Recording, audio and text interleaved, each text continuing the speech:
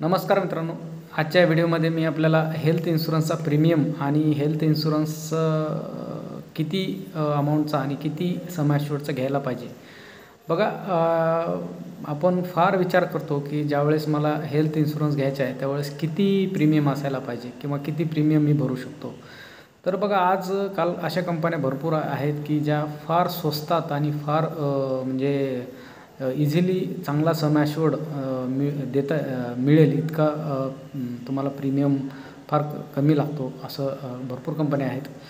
तर आपण एक उदाहरण घेऊ की समजा मला एक वर्षासाठी एक 25,000चा मला हेल्थ इन्शुरन्स लागतो आहे माझ्या फॅमिलीसाठी. त्यामध्ये 2 चाइल्ड आणि हजबंड आणि वाईफ 4 लोकांसाठी जर हेल्थ इन्शुरन्स जर मी घ्यायला गेलो तर ॲव्हरेज 35 to 40च्या एजच्या रेंजमध्ये ज्यावेळेस तुम्ही प्रीमियम शोधायला जाता तर तुम्हाला तो 25च्या आसपास मिळतो.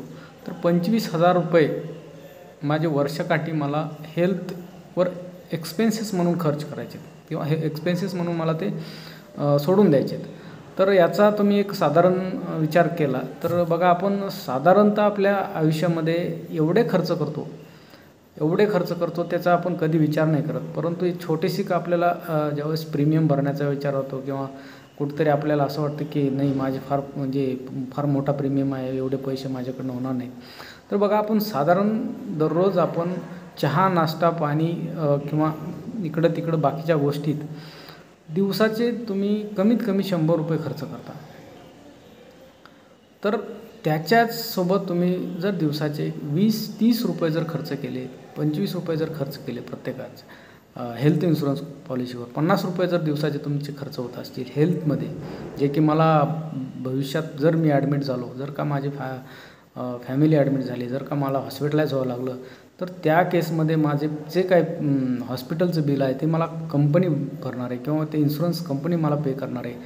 तर ती तुम्हाला एवढी मोठी रक्कम किंवा एवढं मोठं तुमचं प्रोटेक्शन तुम्ही विसरून जाता आणि मला फार प्रीमियम जास्त लागतो, मग मला ते शक्य नाही किंवा हे काही मला काही डिसीज होणारच नाही किंवा मी काही हॉस्पिटलाइज होणारच नाही, अशा भ्रमात राहतो आपण आणि वेळ कोणावर सांगून येत नाही.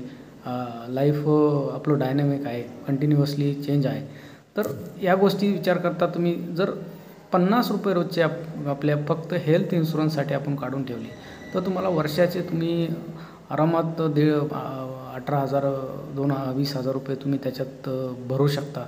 ही मला काही अशी फार जास्त शोकांतिका वाटत नाही की आपण पेमेंट केलं नाही पाहिजे किंवा आपण प्रीमियमला मागं टाकलं पाहिजे. बऱ्याचशा वेळेस आपल्याला जेव्हा कोणी हेल्थ ॲडवायझर किंवा इन्शुरन्स ॲडवायझर विचारतो की सर तुम्हाला इन्शुरन्स घ्यायचा आहे का, तर आपलं उत्तर असतं की हां, मी घेईल, पण पुढच्या महिन्यात, आता माझा पगार नाही झाला किंवा पगार उशिरा होणार आहे किंवा माझे पैसे शिल्लक नाही.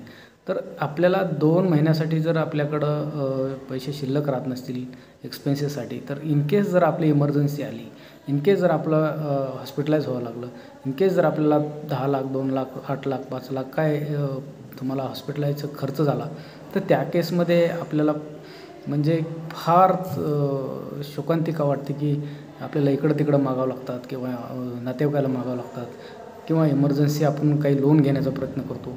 तर वेळ कोणावर सांगून येत नाही. आपल्याला आपलं प्रोटेक्शन, आपल्या फॅमिलीचं प्रोटेक्शन यासाठी आपण थोडेसे पैसे आपल्या जे की रेग्युलर खर्च आहे आपला, ते जे रेग्युलर आपला एक प्रकारचा तो एक्सपेन्सेस आहे, ते जर कन्सिडर करून केलं तर तुम्हाला या हॉस्पिटलायझेशनच्या किंवा तुमच्या लाईफच्या जे काही अनसर्टन्टीज आहेत त्या तुम्हाला कम्प्लिटली अवॉइड करता येतील आणि त्याच्यातनं तुमचं जे काही सेविंग आहे ती डिस्ट्रॉय होणार नाही, त्याच्यावर तुमचा इम्पॅक्ट येणार नाही. जे काही इन्व्हेस्टमेंट आहे, जे काही तुमचे पैसे जमलेले आहेत ते तुमचे प्रोटेक्टेड राहतील, तुमची फॅमिली प्रोटेक्टेड राहील आणि तुम्हाला फ्रीली किंवा असं मोकळं फील होईल की अरे हां, इनकेस काही झालं किंवा इनकेस हॉस्पिटलाइज झालं तर माझ्याकडं हेल्थ इन्शुरन्स आहे, मी त्याच्यातनं माझं हॉस्पिटलचे बिल्स पे करू शकतो, त्यामुळं मला काही अडचण नाही. तर ही गोष्ट फार गरजेची आहे, याच्यावर फार लक्ष देणं गरजेचं आहे. याच्यामध्ये बऱ्याचशा गोष्टी कन्सिडर करणं गरजेचं आहे की आपल्याला हे हेल्थ इन्शुरन्स लागणार म्हणजे लागणार आहे. तर याच्यावर नक्कीच विचार करा. थँक्यू.